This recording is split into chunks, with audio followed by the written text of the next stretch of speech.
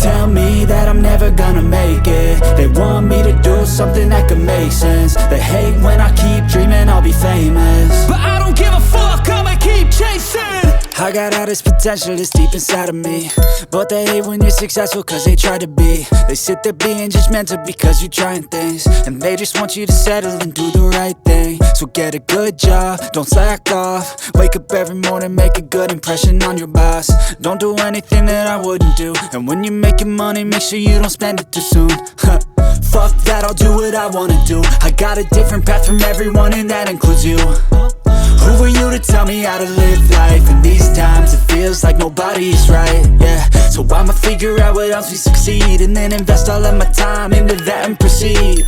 I need whatever the hell could make me happy, and I don't think you have a clue what could that be. They tell me that I'm never gonna make it. They want me to do something